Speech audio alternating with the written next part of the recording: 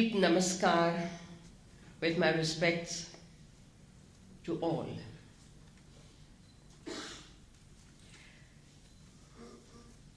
It's my pleasure, honor, and privilege to be invited to this wonderful celebration. As Dattaji said, it's not just a conference, it's a festival. And India is Utsava Priya. Bharat, that is my country, we are very fond of celebrations because all life should ideally be a celebration. And particularly today's theme, on which I will try to speak. One can only try, because divinity and feminine, sacred, all such words have a tremendous outreach, a span, a canvas, which cannot be filled by a few words, by images, but words which may serve as sanketa, as guidelines, or as goalposts leading to something much larger. Now, I will start from, I was thinking what to say because there's so much to say, and as you were told, I'm a dancer. My Arangetram, which is the first debut recital in classical style of Bharatanatyam, was in 1961, and I was not a baby then, so you can imagine. So, I think I have an advantage. I have the advantage of realizing or experiencing these great tenets, these great concepts in 3 dimensions. Through my body, through my mind, and through my heart. Usually words create 1 dimension, at the most 2. In India, therefore, dance has been called Chakshusha Yajna, or that which paints before you in 3 and sometimes 4 dimensions the great concepts.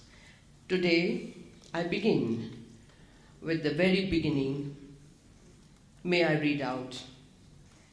When the creation was not created yet, time had not started to spin its web.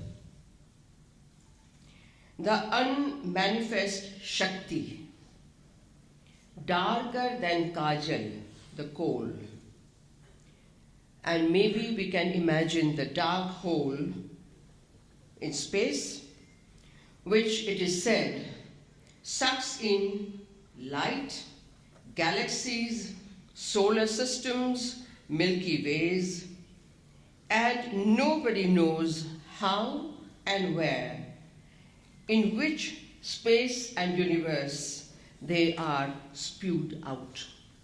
So this is the darker than Kajal Shakti, non-manifest as yet. Our story begins then of the divine feminine principle. This narrative is from the Veda Vyasa. Rishi, the seer Veda Vyas, after whom the Sankul is named, and I have the honor of staying overnight in the Vyasa suite. So I think it's very appropriate. He, in deepest meditation, saw and experienced where she, the unmanifest Shakti, gave darshan of the soles of her feet, on which was seen 1,000-petaled lotus, on which were inscribed the verses which later were compiled by the seer Vedavyas as Sri Devi Mahabhagavata Purana. Tato Bhagavati Devi Gyatva Tasyabhivanchitam Swapadatala Samlagnam Pankajam Samadarshayat Munistasya Sahasreshu Daleshu Paramaksharam Mahabhagavatam Nama Puranam Samalokayat. And what did these verses tell him? That she, the unmanifest, who had just shown the soles of her feet, not yet the full form. Trailokya Janani, Nitya, Satchidananda Rupini, Yasyaha Padambujadvandvam Dadat Hridaya Pankaje. She, whose these soles of feet are held on the chest of Shiva, who lies prone as Shava. And that is the Shakti part of this Devi on Shiva. Vishveshaha Shavarupena Brahmadinam Chadurlabham. And her darshan in a manifested form is durlabh, is not available even to the greatest of gods. What a majestic, fantastic concept of Shakti. And this unmanifest Shakti then took form, because that was the need of the hour, let's say, and created with the desire to create. There was a spandana, the first vibration in creation. And that first vibration was her desire to create. And what does she create? This is from Sri Devi Mahabhagavata Puran, not my story. It says, her desire to create, she created a male figure. Now pay attention what it says. A male figure without consciousness, Chetana Rahita Purusha. And very often jokingly I've said, I see many of them today around me. She imbued them with the Triguna, the three attributes, the gunas, qualities of Sattva, Rajas, Tamas, from which arose Brahma, Vishnu, and Mahesh. And then the story goes on. The Bhagavad Puran is very, very graphic. I would like to now bring you to the continuum of this story. How Devi, from where the word Devi comes. There is Sri Devi ji sitting here. And Vaidya ji, aapko namaskar karti hoon. The root in Sanskrit is Div, which simply means light. It's very simple. But from this simple root arise Devi, Devata, Divya, Divakara, Divas, and so many things. Day is Divas, Divakara is the sun, which gives light. Devi and Devata both are used for the feminine. Divya is, Divyata is what? Amazing, this something divine and day, they all come from the same root. So this is the beginning. And I will then take you to the concept of Devi, what she has meant to us who are brought up in the tradition of Bharatiya Samskara, from this very sacred, special earth, what has come to us. I think the concept of Devi, therefore, is of one incandescent, effulgent being which holds the creation within herself. And now I was very lucky to travel to almost 90 countries of the world. In many countries, 3-4 times, like Venezuela, Colombia, Brazil, Turkey, so many. And I have seen the figurines जो हमारे यहाँ भी सौंख वगैरह से मिली हैं, काली बंगन, पीली बंगन, the ancient, the diggings, archaeological digs. Everywhere in Turkey, the museums, archaeological museums in Turkey and Venezuela and Colombia and wherever, Peru, the archetypal feminine divinity is with a pot belly, bada pet, like a pot belly. Why? And huge breasts, because she holds any number of universes, creation within herself. And therefore, when the mother is pregnant, it is this very belly of the ancient goddess. She looks like that. Every mother looks like that. And that is why we in India say, Matru Devo Bhava. May the mother be like goddess. She is the goddess. And also, the idea, the concept of void, shunyata, it is a very tricky word. I'm combining all these concepts because that one huge pot belly of the ancient goddesses and of the present day mothers as well is the void, the shunyata, which brims with possibilities of creation in every form, with every nuance. Just see why we have these traditions coming to us.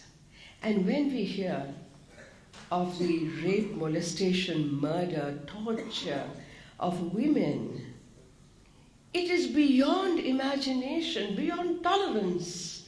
How could anyone disrespect woman, who is at the very root of all creation, whether in nature, in trees, in birds, among animals, even insects, amoeba, and humans. So therefore, today's theme is so appropriate. The divinity is not there, the divinity is here. And that is why we have a beautiful saying, Shariram Adya Khalu Dharma Sadhanam. These pot-bellied figurines are in front of us in every form, and then the Hridaya Mandira in the heart, in the sanctum sanctorum of the heart, unki pran pratishtha karte hain. We anoint them, and therefore Mother has been supreme in every ancient culture and civilization. Now, remote as all this may sound, big concepts, big ideas, how close they are to us in everyday life, as you already mentioned, I'd like to go a little deeper with that. That our Indian mind, from deepest consciousness, perceived that, with capital T, as Brahman, the ultimate reality of which everything is just the mirror. I wish I could have shown you some images, but that reality, that Brahman, which has no akara, nirakara, nirguna, no attributes, but our mother has all the attributes. And we, as we see the world, perceive the world, is just the mirror image. And therefore, if you visit Indian temples, or if you see paintings, if you see photographs, if you go to the museums, you will see that Devi Parvati, Surasundaris, Apsaras, nymphs, dancers on temple walls, in paintings, in pattachitras, they are also shown as holding the mirror. They are not looking at themselves as we do. This is the symbol of the Srishti, the creation, which is in her hand. It is she and the mirror image that is the Srishti, the creation. So I do exhort you to pay attention to all these beautiful images. There are many books in which you can see them. And when you see a woman holding a mirror doing her lipstick, don't think that she's looking only at herself. Perhaps she's looking at much deeper consciousness. But when I see today's boys doing this, I think they are Chetana Rahit Purusha. Okay. I will take you to Mohenjo-daro. Mohenjo-daro now in Pakistan, more than 10,000 years old. One of those mysterious civilizations where the scripts are not yet deciphered. Can you imagine? The hieroglyphics of the Egyptian and the Sumerian civilizations have been deciphered. The tablets have been read. The pyramids have been known to belong to so-and-so. Ramses I, Ramses II, whatever. Mohenjo-daro script has not been deciphered. But there are some seals with figures. And there is a bronze statue of a woman. And she has been called in various ways, but one, that she is the dancer. I've seen that image. I've seen that bronze. And why I take you, मैं क्यों इसका जिक्र कर रही हूँ, कि her one hand is on the hip, एक हाथ में बहुत सारे, lot of bangles on one arm, and she has thick lips, slim, athletic body. She may be the goddess who danced, because energy, Shakti, is never static. It is in constant motion. And therefore the divine feminine has been called Nandi Vidya Nateshwari, Lasya Priya, all so many epithets describing her as a dancer. If Shiva is Nataraj, she is the Nateshwari, the very goddess, the epitome of the creation, the dance of creation. And I think these are the things that are not very vocally spelled out. When I look at anything, I see the depth of that idea. And this is what has given me, my dance has given me that vision, that perception to see this. So, the Rig Veda, the first of the Vedas, we know Chaturveda. Rig Veda describes Usha. Usha, Ushas, the dawn. In terms of dance, she comes driving her chariot in pink flowing uttariya. It flows. And you see Usha, the dawn, it's pink, as if announcing the advent of sun. So Usha ko bhi humne Devi banaya hai. Usha is also goddess. She comes before the sun. And she's pink, and she's flowing, and she comes like a dancer. What beautiful imagery. Then, I would like to tell you that Rig Veda is a collection, anthology of mantras. It's not written by one. These have come down orally, the oral tradition. And 27 among these seers are women. I refuse to recognize them, for you recite just one verse, how powerful it is. The Rishi Vaj, or Vaj. And she is a Brahmagyani. She has realized. She is Aham Brahmasmi Tattvamasi, which came later.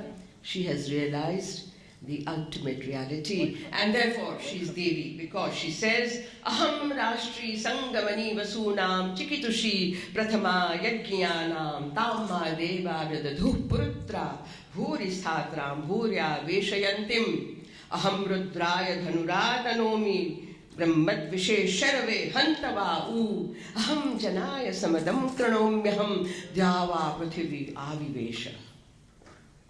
I am the power that pulls the bow of Rudra Shiva when he goes forward to annihilate the enemies of truth.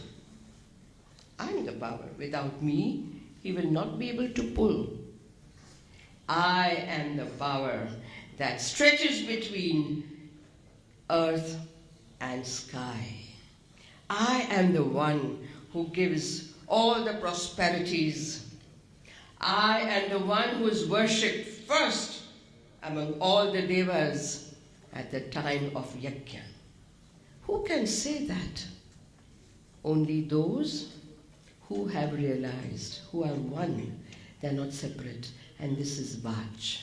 So I consider also such women as Devis who have Divyata. They are the embodiment of divinity. The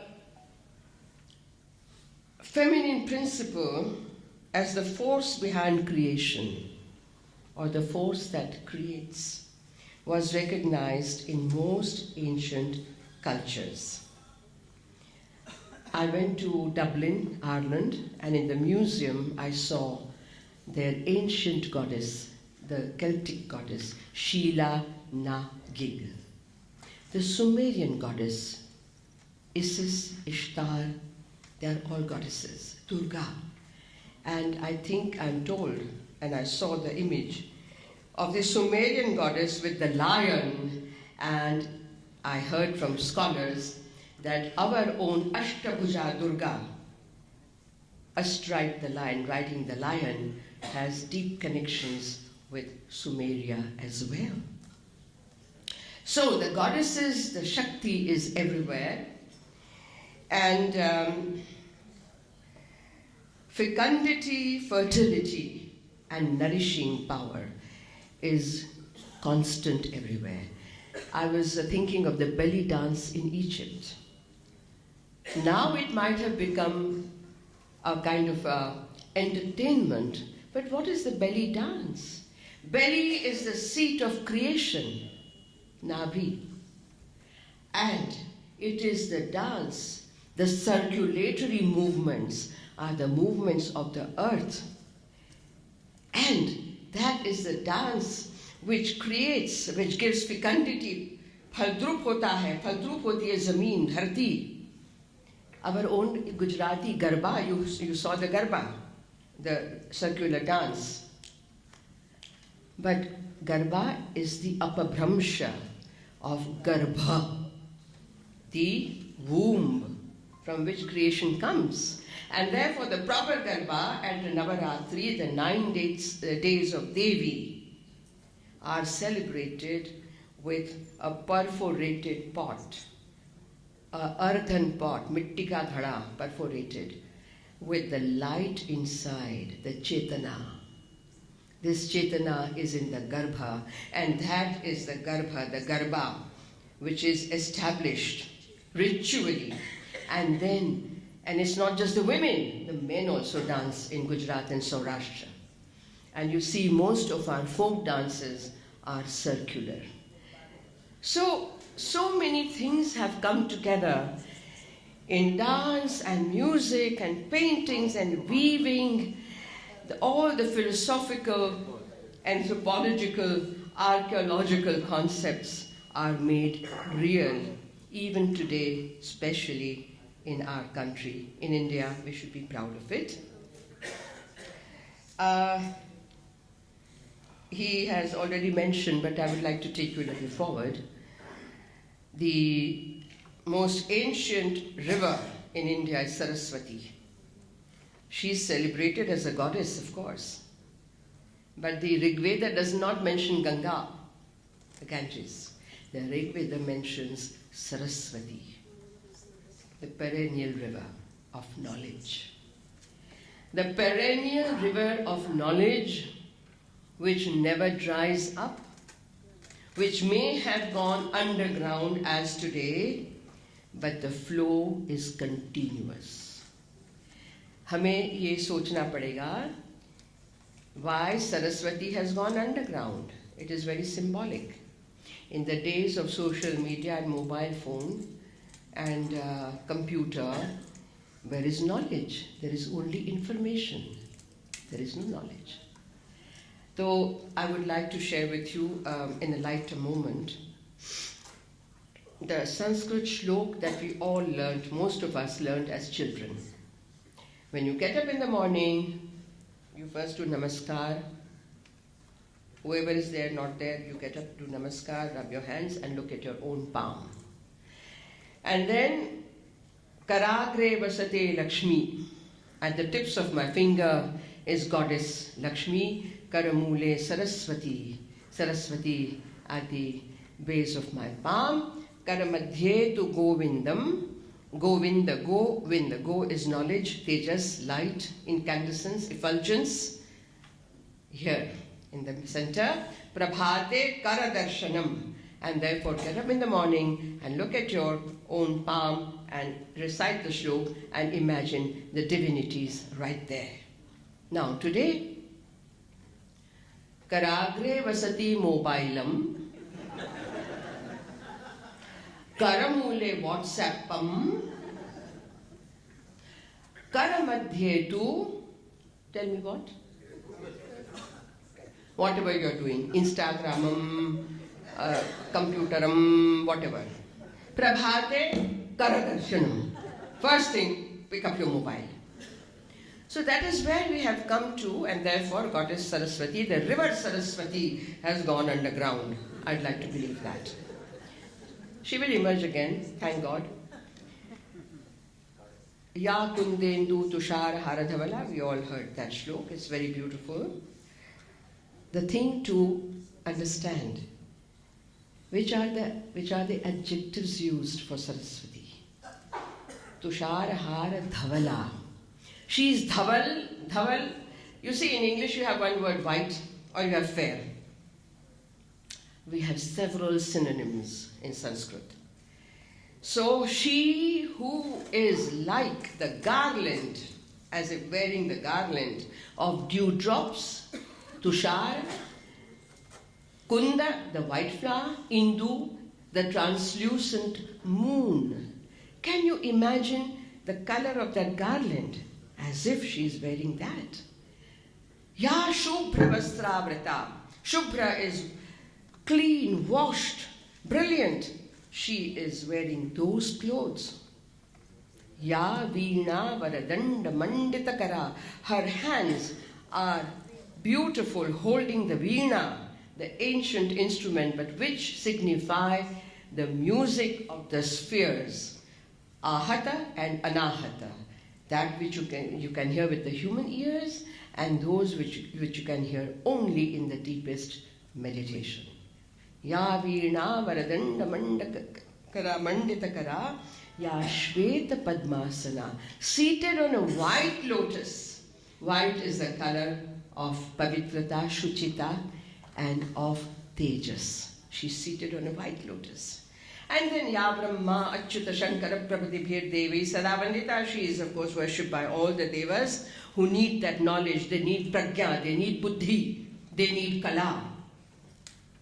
But the last pankti, I love that last half line, and I teach that and I try to imbibe that. What is the prayer of whoever wrote this verse? The prayer is not for more knowledge, more information, more buddhi. It is simply nishesha jadya apaha. Remove jadya completely. What is this word jadya? It's very beautiful, very complex. And I think we need to, all of us, work towards removing jadya from ourselves, from our families, from our societies. Jadya means sloth. S-L-O-T-H. Alasya, mudhata, murkhata, stupidity, carelessness, crassness, a lack of social etiquettes, a lack of understanding, a lack of perception, a lack of intelligence, a lack of the power of discretion. Kya uchit hai, kya anuchit hai, what is appropriate, what is not appropriate. No buddhi, kshira neera, viveka nahi hai. You cannot discriminate between good and bad. All that is within the umbrella of that one word, Jadya. Remove that from me, O Goddess, O Mother Saraswati. What a fantastic prayer. Don't you believe, don't you agree? Hello? Yeah, I think we... And the next goddess that he has talked about, Lakshmi. But Lakshmi is later. First, she arose seated on a pink lotus. Now white is gone, now the pink, the colors are being filled in. Pink lotus, Shri. Shri appears from the milky ocean. And what does Shri mean? Simply means luster. Noor, Nami. Without that Nami, without that luster, nothing grows. Wo bhinash, that moss, that, what shall I say? What is the word I don't get? My English is not very good anyway. I studied in a Gujarati medium school, thank God.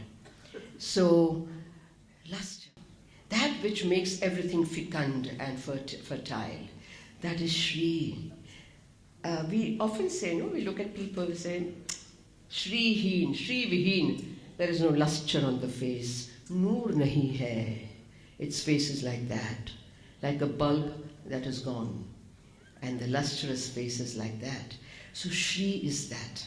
She transforms into Lakshmi, the goddess of wealth, of prosperity. The Ashtalakshmi is there. And of course then she becomes the wife of Vishnu. Shri is Shri, but as Lakshmi, she is the wife of Vishnu. Now, we also say that gods are lusterless. Gods are Shri Vihin, Shakti Vihin, if they don't have the consort. As in life, also for the gods. Those who are not married, you may be happy, but let me tell you that when the Purusha and Prakriti, the Shiva must have Shakti to galvanize. Without Shakti, Shiva is Shava, corpse. That is what our sayers say. I don't say that. I think they are right. So, from the mega to mini. Now, we have talked about abstractions, and I would like to bring you down to earth again, because this is the parallel traffic, the parallel thinking that has been going on in India, and that is why we are so close to our gods and goddesses. Very close to them. They don't live there. They live here. They live in my house. They live around me. They are everywhere. So, what I'm saying is, from abstract concepts of metaphysics and spiritualism, we had to fashion our goddesses in our own image. Why? To make them ours. To try to understand ourselves through them. ये बहुत ही एक सुंदर लेन then है. It's a give and take. A beautiful give and take, therefore, and let's see how it happens. I was afraid I won't be able to dance. I met with a terrible accident in 1974 in Germany. Autobahn car accident. I broke my spine, I broke my ribs, I broke my collarbone. And the German doctors, the surgeons said, I will never again dance. I may walk normally, if I'm lucky, after 2 years. And then a Canadian chiropractor in Montreal, he had seen me dance earlier, he took up the challenge and put me back on my dancing feet within a year. But what I'm saying now, when this was pronounced, I will never be able to dance again, perhaps walk. I was surrounded in a fortress of fear. I was ready to die, I was trembling, but what went on in my mind was, Durgame dustare karye bhaya Durga vinashinim pranamami sada bhaktya Durga Durgati nashini. As Guru Gobind Singh said, Durga Durga Durga patha banaiya. Durga Durga, Guru Gobind Singh just said Durga, Bhagwati, Durga. Maine kya kiya? What have I done? Ma, forgive me if I have done anything wrong, Ma. I don't want to live if I cannot dance. Hey Durga, hey Bhagwati, oh Mother, bless me. And she did. And she did. So, Durga naam kahan se aaya? Where Durga here? Durga is one who demolishes, destroys your Durga of fear, your self-inflicted bhaya. What a fantastic idea. That's what mother does. The child comes running, crying, looking back. Come, darling, come, darling. And when mother embraces the child, there is no more fear of anything in the world. And this is what Devi is, if you see in her the mother. This is what our earth is. Prithvi Devi, Vasudha, Vasundhara, Mahi, Urvi. We are stamping on her, and we mine, chhati cheerte hain uski every day. We are so disrespectful of this mother. In our dance in India, we take off our shoes. We first do Bhumi Pranam. We first bow to the mother, offer our salutations, our homage with the prayer for forgiveness.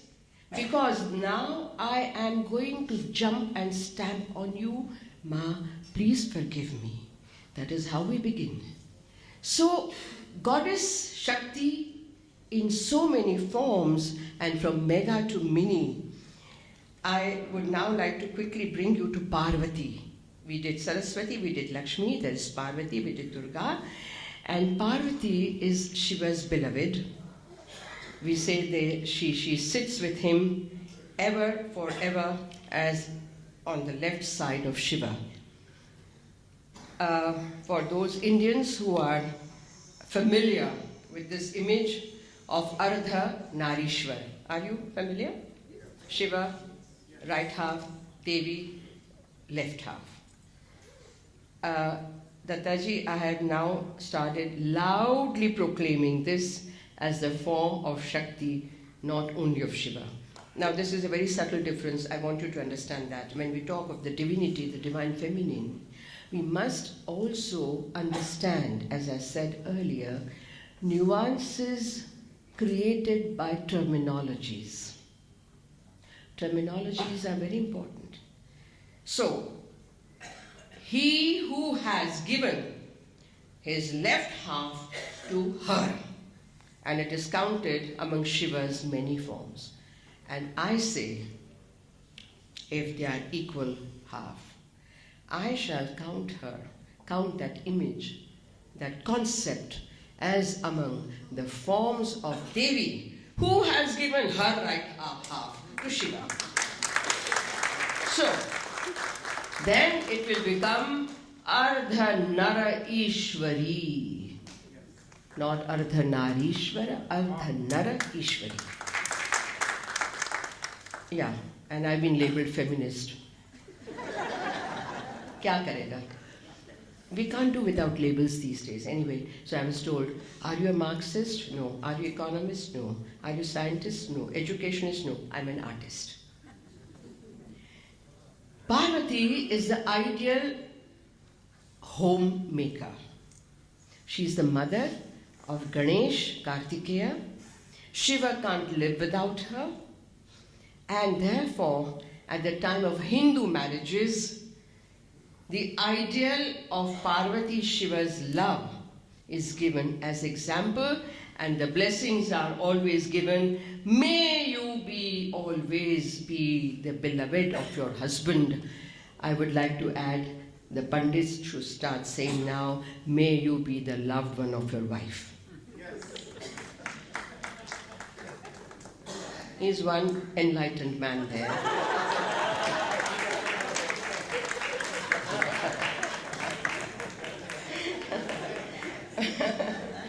there is one more name I would like to take of Kali. There are many, many, millions of names given to our great goddess, mother goddess, Mahamaya, Parashakti, Adya, whatnot. Kali or Mahakali. She's fantastic. She's all dark with the lolling red tongue, dark, open, curly hair, eyes as like fireballs. She looks fierce, but she's very compassionate, as mothers are. Mothers have to discipline the children. Remember, it's not always lad pyar. It is also behave. Yeah. That is why Mahakali, as she galvanizes everything, transforms all forms. She who sets the wheel of time in motion and then as Mahakali devours it. The Srishti, creation, Sthiti, upholding, remaining, maintaining the creation, and the Laya, Vilaya, submergence again. It all happens within Kali or Mahakali. Devi is Mahakali. What a fantastic notion of not only time, but of timelessness. So as I said, the abstraction becomes, for us Indians, very easily approachable because we have transformed them all into our images, into symbols that we love. And I'll quickly, oh my God. She may appear enormous as a mountain or tiny like a petal of a flower. She can be easily pleased as she is the mother, but she can be wrathful at the breach of divine protocol or breach of etiquette. And I use these words meaningfully. Etiquette, samskar, acha vyavhar. You were told that Prime Minister Modi has taken me as an artist among his 9 gems for the Swachhata mission, for the Clean India mission. And I have said, through my art, I have to install this. Through my speeches, I have to install this idea. Clean thought. Swachha vichar, swachha vani, swachha vyavhar. The 3 V's. Vani, vichar, vani, vyavhar. And that is where we come to the protocol, the etiquettes. The etiquettes are more or less forgotten today. I have seen, and I mentioned this, that Devi, as mother, tolerates everything up to a point. You know, the child can piss and do everything chichi and pull her hair and pull her sari and whatever. Mother doesn't mind. But when the child goes out of hand, the mother gives one tight slap. And the child has to understand. And this is what we need today, a tight slap on the world, on societies, on our very stupid behavior towards each other. And I pray to Amma, to the great goddess, to be within us, be with us, and really teach us a good lesson. But this symbolism is carried in our Hindu epics and mythology, not my Puran, Asura, the demonic forces, whether it's Kim Jong-un or whoever, the terrorists, these are all the Asuras. Mahishasura, Bhasmasura, Tarakasura, all the Asuras have been named. We can see them today also. And I say, each one of us, man or woman, doesn't matter, Shakti resides in all of us, has to become that Devi, that Durga. All of us have to become Durga to destroy the demonic forces.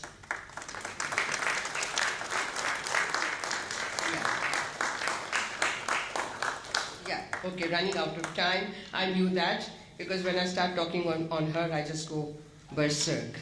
Okay, now at the end, I will just pray that she gives us a lot of Shakti and power to overcome all our inhibitions, all our fears. And I would like to say at the end, Jai Bhagavati, Jai Mahadevi, Jai Mahamaya, Jai Mahashakti, Jai Pralayakarini, Jai Srishti Dhatri, Jai Jagdamba, Jai Jaganmata. I bow to you and I pay my homage to all of you.